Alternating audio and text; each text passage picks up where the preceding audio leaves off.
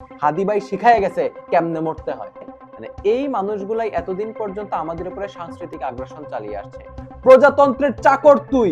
ভিডিওর থাম্বনেইল আর টাইটেল দেখে বুঝতে পারছেন যে আমরা আজকে কি নিয়ে কথা বলতে এসেছি।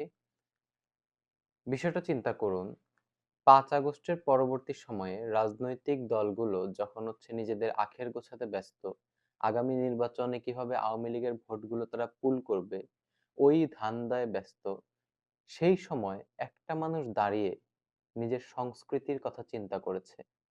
একটা মানুষ দাঁড়িয়ে চিন্তা করেছে, আমি এই দেশভাগের পরে ৪৭-এর পরে যেই পরিমাণ সাংস্কৃতিক আগ্রাসনের মাধ্যমে কলুষিত হয়েছি, দেশভাগের পরে যেই সাংস্কৃতিক আগ্রাসনের মাধ্যমে আঘাতপ্রাপ্ত হয়েছি, সেই সাংস্কৃতিক আগ্রাসনটাকে আমাকে রুখে দিতে হবে। হাদির চিন্তাটা খুবই সিম্পল ছিল, খুবই সাধারণ ছিল, কিন্তু খুবই মারাত্মক ছিল। এই বিষয়টা তাকে পুরো বাংলাদেশের আপামর জনতাকে সংযুক্ত করতে অনেক বেশি সাহায্য করেছে। প্রথমেই আসি যে এই আধুনিক সময়টাতে আপনারা সাম্যের কথা বলেন বা ইনসাফের কথা বলেন, বাংলাদেশের প্রেক্ষিতে ৫ আগস্টের পরে কে এমন কথা বলেছে? কে বলেছে যে ভাই আমি আমার শত্রুর সাথেও ইনসাফ করতে চাই, আমি আমার বন্ধুর সাথেও ইনসাফ করতে চাই? এই বিষয়টাই না হাদিকে অন্যদের থেকে আলাদা করে দিয়েছে। সে কোনো মববাজি করতে চায় নাই, সে কোনো রাহাজানি করতে চায় নাই, সে আজকে তার ক্ষমতা আছে বলে সবকিছু দখল করে নিতে চায় নাই। সে চেয়েছে সিস্টেমেটিক ওয়েতে আগাইতে। এই জন্যই সে জাতীয় নির্বাচনে অংশগ্রহণ করার সিদ্ধান্ত নেয়। আমি যদি আজকে একটা প্ল্যাটফর্ম পাই, তাহলে আমি আমার কথাগুলো বলতে পারবো। আমি আমার সাংস্কৃতিক আগ্রাসনের বিরুদ্ধে আরো সোচ্চার হয়ে দাঁড়াতে পারবো। এই সিম্পল চিন্তাটাই তাকে অনেক বেশি গুরুত্বপূর্ণ করে তুলেছিল এবং তাকে অন্যদের কাছে অনেক বেশি প্রতিযোগিতাপূর্ণ করে তুলেছিল। শরীফ ওসমান হাদী যেভাবে মানুষের দ্বারে দ্বারে ঘুরেছে, সেভাবে আমরা বহুকাল আর কোনো নেতাকর্মীকে এভাবে ঘুরতে দেখিনি মানুষের দ্বারে দ্বারে। কোন এমপি প্রার্থী কিংবা কোন মেম্বার প্রার্থী বা কোন চেয়ারম্যান প্রার্থীকে আপনি দেখেছেন যে মসজিদের বাইরে দাঁড়িয়ে, নামাজের পরে মসজিদের বাইরে দাঁড়িয়ে যেভাবে বিজ্ঞাপন বিলি করা হয়, এইভাবে নিজের লিফলেট বিতরণ করছে? সেটা ফজর হোক, জোহর হোক, আসর হোক, মাগরিব হোক, এশা হোক, যখনই সে পারছে যেভাবে খুশি রাস্তার মোড়ে দাঁড়িয়ে কথা বলছে। মানুষ হেঁটে যাচ্ছে, মানুষের কাছে ভোট চাচ্ছে। কে কে কবে এরকম করেছে? আমরা তো দেখিনি। মানুষের আবেগটা ওই জায়গাতেই কাজ করে। কে আমাকে বেশি গুরুত্ব দেয়? একজন ভোটার হিসেবে আমি সেটাই চিন্তা করি। কোন প্রার্থী আমাকে গুরুত্ব দিবে? কোন প্রার্থী আমাকে নিয়ে চিন্তা করবে? মুখে সুন্দর, সুন্দর কথা প্রচুর আপনি বলতে পারবেন। আপনি বলতে পারবেন তোমার এলাকার রাস্তা ঠিক করে দিব, তোমার এলাকায় আ চাঁদাবাজি রাখবো না, তোমার এলাকায় এই করব, সেই করব, ব্রিজ দিয়ে দিব, গ্যাস দিয়ে দিব, সব দিয়ে দিব। কিন্তু আপনি কি আমাকে ব্যক্তিগতভাবে গুরুত্বপূর্ণ অনুভব করাতে পারছেন কিনা? এটা ভোটার হিসেবে আমার প্রাইমারি ডিমান্ড। আমার প্রধান চাহিদা এটা। আমি চাই আমি যাকে ভোট দিব সে যেন আমাকে গুরুত্বপূর্ণ মনে করে। যেই জিনিসটা আমরা ঢাকা ৮ এর চিত্রে হাদি ভাইয়ের মতো আর দেখতে পাচ্ছি না। আজকের এই পুরো ভিডিওটাতে আমরা কয়েকটা বিষয় নিয়ে আলোচনা করব। শরীফ ওসমান হাদি কি লক্ষ্য উদ্দেশ্য নিয়ে বাংলাদেশে তার সাংস্কৃতিক অগ্রযাত্রা শুরু করেছিলেন? এরপর তাকে হত্যা করার আসলে কি কারণ থাকতে পারে? তাকে হত্যা করার জন্যে কাদের লাভ বেশি হয়েছে? এবং হাদি ভাইয়ের হত্যার বিচারিক প্রক্রিয়ার বর্তমান অবস্থা কি এবং ইনকিলাব মঞ্চের করণীয়। প্রথমে আসি যে হাদি ভাইয়ের আসলে লক্ষ্য উদ্দেশ্যটা কি ছিল? হাদি ভাইয়ের একটা মারাত্মক উক্তি আছে যে আমি সবার সাথে ইনসাফ করতে চাই। আমি আমার শত্রুর সাথেও ইনসাফ করতে চাই, আমি আমার বন্ধুর সাথেও ইনসাফ করতে চাই। তার এইটা একটা তার লক্ষ্য উদ্দেশ্য ছিল এবং আরেকটা সবচেয়ে প্রধান যেটা সেটা আমরা এতদিন পর্যন্ত যেই সাংস্কৃতিক আগ্রাসনের সম্মুখীন হয়েছি, আমরা দেখতে পেয়েছি এই হাদি ভাইয়ের মৃত্যুকে ঘিরেই। হাদি ভাই যেদিন আমরা মৃত্যু সংবাদ পেলাম সন্ধ্যার পরে অনেক বেশি পরিমাণে কেওস হলো, মব হলো। আসলে উত্তেজিত জনতাকে আপনি থামাইতে পারবেন না। একটা পক্ষ বলাবলি করতেছে যে আ হাদি ভাইয়ের এটাকে একটা এক্সকিউজ ধরে নিয়ে বিভিন্ন সুবিধাবাদী জনগোষ্ঠী হচ্ছে ওইসব জায়গাতে মানে প্রতিষ্ঠানগুলোতে আসলে হামলা চালায়। ডেইলি স্টারে হামলা হয়েছে, প্রথম আলোতে হামলা হয়েছে। তো এইটার প্রেক্ষিতে পরবর্তী দিন সকালে আমরা দেখতে পাই ছায়ানট এবং হচ্ছে আমাদের যে উদীচী আছে তারা এই প্ল্যাটফর্ম গুলো হচ্ছে মানববন্ধন করে, যে হচ্ছে আপনার বাক স্বাধীনতার উপরে হস্তক্ষেপ, মববাজি বন্ধ করতে হবে, হ্যান ত্যান এই ধরনের হচ্ছে মানে মানববন্ধন করে বিভিন্ন হচ্ছে আপনার বিভিন্ন প্রোগ্রাম করার চেষ্টা করে। কিন্তু হাদী ভাই যেদিন গুলিবিদ্ধ হয়, এই যে একটা বিচার বহির্ভূত হত্যাকাণ্ড হয়ে গেল, এই যে একটা অ্যাটেম্প্ট চলে আসলো, এই যে একটা মানে সন্ত্রাসীর গুপ্ত ঘাতকের মতো হয়ে এসে হচ্ছে আমাদের হিরোকে মেরে দিয়ে চলে গেল। এইরকম একটা ঘটনার পরেও কিন্তু আমরা এদের মানে এই যে ছায়ানট, এই যে হচ্ছে আমাদের উদীচী, এই ধরনের সংস্থাগুলার বিন্দু পরিমাণ কোনো হচ্ছে আমরা কর্ণপাত দেখিনি। বিন্দু পরিমাণ কোনো শোক প্রকাশটা অন্তত আমরা আমরা পাইনি এই জায়গাতে। তার মানে হচ্ছে মানে এই মানুষগুলাই এতদিন পর্যন্ত আমাদের উপরে সাংস্কৃতিক আগ্রাসন চালিয়ে আসছে। আপনি চিন্তা করেন ৫ আগস্টের পরবর্তী সময়ে ক্যাম্পাসে কাওয়ালি হচ্ছে, ক্যাম্পাসে হচ্ছে শবে মেরাজের অনুষ্ঠান, শবে বরাতের অনুষ্ঠান হইতেছে। কিন্তু আপনি ৫ আগস্টের পূর্বে এগুলা চিন্তা করতে পারতেন কিনা?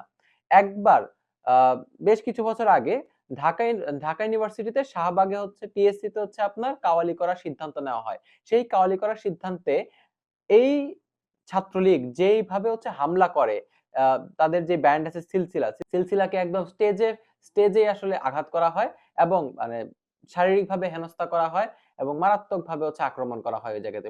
সম্পূর্ণ অনুষ্ঠানটাই পন্ড করে দেওয়া হয়। এই বিষয়টা কি নির্দেশ করে? নির্দেশ করে এইটাই যে আমরা এই বাংলার মাটিতে বিগত ১৬ থেকে ১৭ বছর পর্যন্ত ইসলামী যেই সংস্কৃতি আছে, যেই সুফিবাদের যেই সংস্কৃতি আছে, সেই সংস্কৃতি আমরা চর্চা করতে পারিনি। কেন পারিনি? এই উত্তরটা আপনাদের কাছে। যার যা মনে হয় এটা আপনারা হচ্ছে কমেন্টে জানাবেন। আমি আপনাদেরকে রিপ্লাই দিব।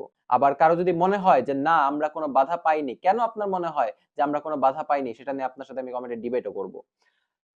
তার পরবর্তীতে হাদী ভাইয়ের হাতে এমন এক অস্ত্র ছিল যেই অস্ত্রের মাধ্যমে সে আপামর জনতাকে কানেক্ট করতে পেরেছিল।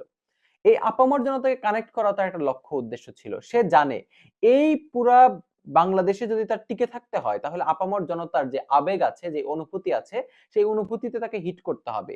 এই হিটের উদ্দেশ্যেই এই হিটের উদ্দেশ্যেই সে রাস্তায় ঘুরে বেড়াতো।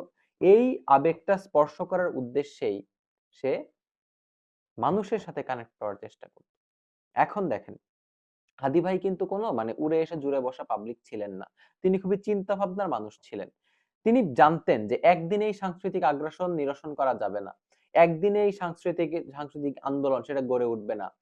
তাই তিনি হচ্ছে মানে মববাজি না করে কিংবা হচ্ছে কোনো মিছিল মিটিং না করে তিনি সরাসরি একটা প্রতিষ্ঠান দিয়ে দিলেন। যে দেখেন আপনার দেশে উদীচী এত বছর ধরে কাজ করে আসতেছে। আপনার দেশে ছায়ানট এত বছর ধরে কাজ করে আসছে। তো এদেরকে আপনি চাইলেই না উঠায় আনতে পারবেন না। এদেরকে চাইলে আপনি সমূল উৎপাদন করতে পারবেন না। এর প্যারালালি আপনাকে এমন শক্তিশালী সংগঠন গঠন করতে হবে, সেই শক্তিশালী সংগঠন এত বেশি শক্তিশালী হবে যে তারাই আসলে এদেরকে রুদ্ধ করে দিবে। মানে আপনার ওই মানে ইনকিলাব মঞ্চ বা এই ধরনের প্রতিষ্ঠানগুলার যে পপুলারিটি থাকবে সেই পপুলারিটির কাছে আ মানে হয়তো আজকে ১০, ২০ কি ৩০ বছর পরে যে উদীচী অথবা ছায়ানটের কোনো অস্তিত্ব থাকবে না। তো এরকম একটা আইডিয়া তার ছিল। আমরা পরবর্তী পয়েন্টে যাই যে হাদী ভাইকে কেন আসলে হত্যা করা হলো? হাদী ভাইকে হত্যা করলে কার লাভ?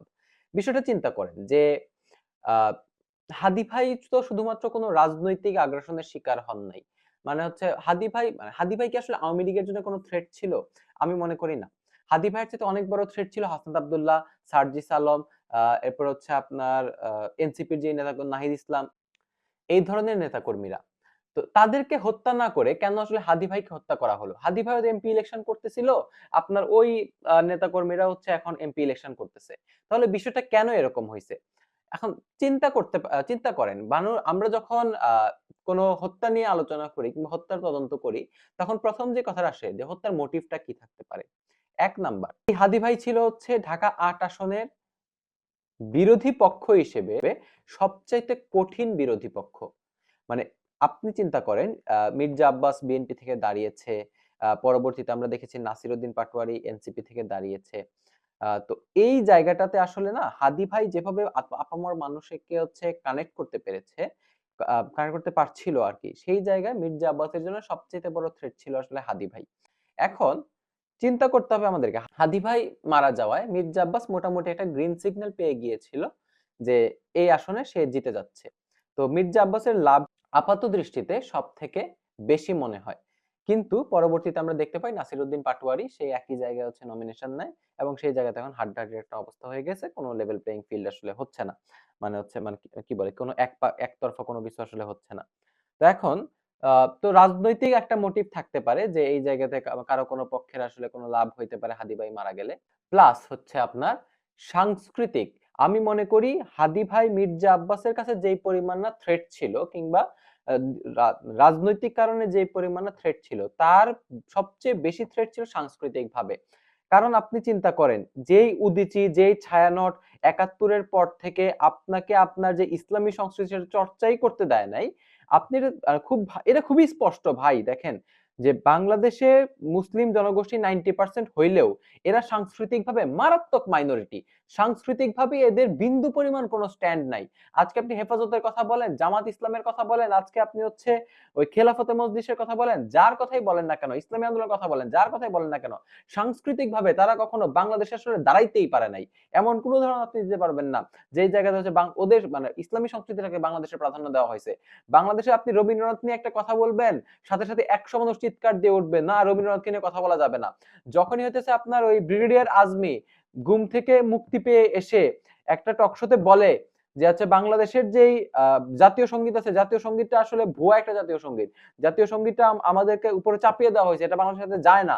তখন দেখছেন যে কেঁদে কেঁদে আইসা অভিনেতা অভিনেত্রীরা আইসা বলতেছে যে আমার জাতীয় সঙ্গীতে কেউ হিট করবেন না, আমার জাতীয় সঙ্গীত আমি অনেক ভালোবাসি। তো মানে কি ভাই?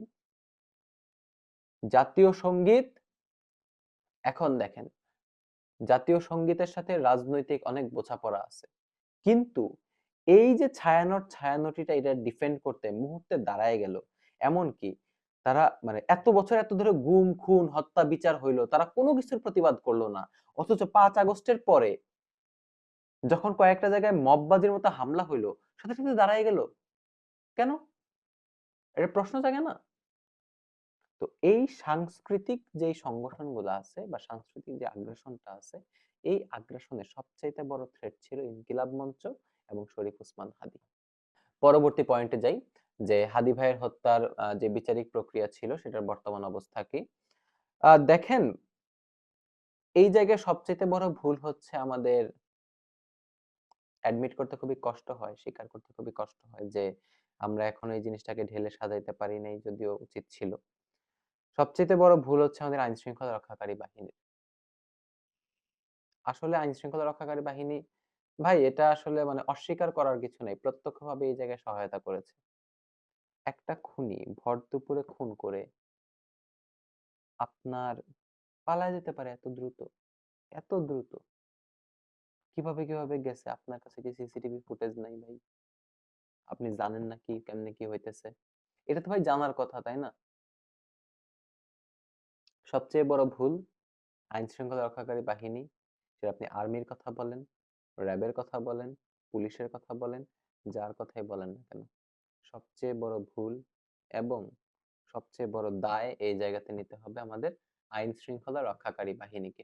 চিন্তা করে দেখেন, প্লাস আমরা মনে করি রাজনৈতিক দলগুলাও এই জায়গায় ইন্ধন দিয়েছে এবং রাজনৈতিক দলগুলোর একটা মোটিভ অবশ্যই এই জায়গাতে কাজ করেছে। কেননা হাদীকে যে হত্যা করে, হাদীর হত্যাকারী সে জেলে ছিল।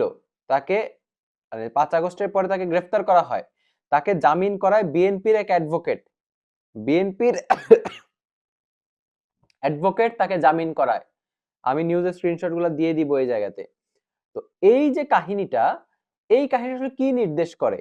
মানে আপনি গ্রেফতার করলেন, গ্রেফতার করে মানে বিএনপির একজন তাকে জামিন দিল আর সেই জায়গায় খুন করে ফেললো। বিষয়গুলা কি এতই লিনিয়ার যে সে দুম করে এসে খুন করে ফেললো, তার কোনো এজেন্ডা ছিল না? এজেন্ডাটা কি ছিল? এখনো পর্যন্ত এইটা বের করতে পারেনি আমাদের আইন শৃঙ্খলা রক্ষাকারী বাহিনীরা। আপনারা কি এই জিনিসটাকে একটা মানে সাগররুনি হত্যা মামলার মতো বানাইতে চাইতেছেন যে এটার বিচার কখনো হবে না? বাংলাদেশ এইরকম আর থাকবে না, এই কথাটা স্পষ্ট করে মাথায় ঢুকায় নিতে হবে যে বাংলাদেশ আগামী নির্বাচনের পর থেকে ১২ তারিখ নির্বাচনের পর থেকে যে জবাব দিবে না তার সেটা ভেঙে দিতে হবে, তার সেটা সম্পূর্ণভাবে ভেঙে দিতে হবে। জবাব দিতে আপনি বাধ্য থাকবেন। আপনি এমপি হইছেন, কোন হনু হইছেন, আমার টাকায় তোর বেতন হয়, আমার ট্যাক্সের টাকায় তোর বেতন হয়, প্রজাতন্ত্রের চাকর তুই। এটা মাথায় রাখবি, প্রজাতন্ত্রের চাকর তুই। এর পরবর্তীতে এমপিরা যদি হচ্ছে এমপিরা স্থানীয় নেতারা যদি হইছে আপনার ভগবানের মতো আচরণ করা শুরু করে, সৃষ্টিকর্তার মতো আচরণ করা শুরু করে, থাপড়ায় দাঁত ফেলে দিবেন একদম। মরে গেলে মরে যাবেন, এখন আর ভয় নাই। হাদি ভাই শিখায় গেছে কেমনে মরতে হয়। হাদি ভাই শিখায় গেছে। হাদি ভাই এইটাই চাইছিল। আল্লাহর কি রহমত, আল্লাহর কি রহমত যে হাদি ভাইয়ের শেষ চাওয়া, হাদি ভাই শেষ চাইছে যে কেমনে তার মৃত্যু হবে, ঠিক একইভাবে তার মৃত্যুটা হয়েছে। আল্লাহ কবুল করছেন। আরে যারে আল্লাহ কবুল করে নেয় তার আর কি লাগে ভাই। হাদি ভাই চলে গিয়ে হয়তো নিজে অনেক কিছু পেয়ে গেছেন, কিন্তু আমাদেরকে একা করে রেখে গেছেন।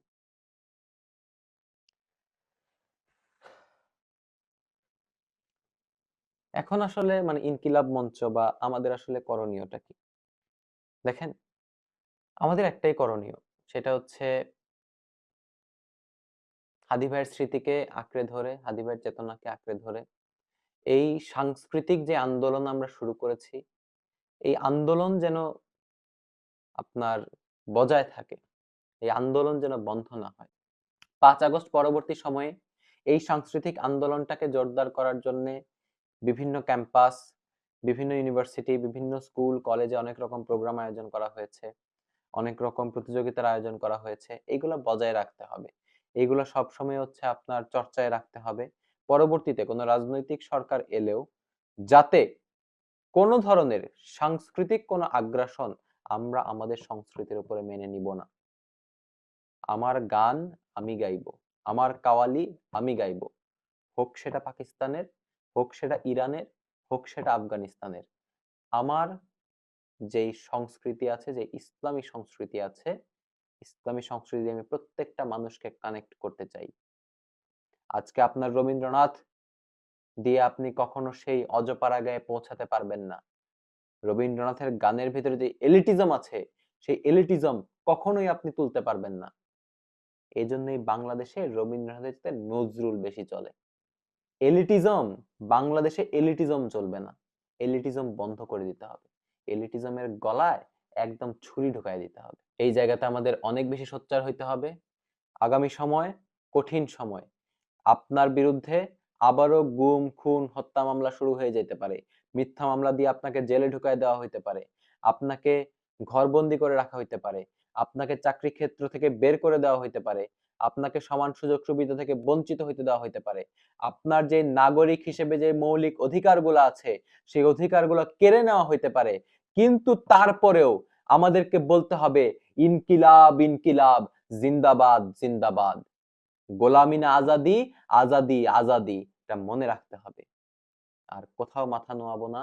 হাদি ভাইয়ের মতো কথা বলে, কথা বলে মরে যাওয়াতেই শান্তি। হাদি ভাইকে আল্লাহ বেহেশত নসিব করুক।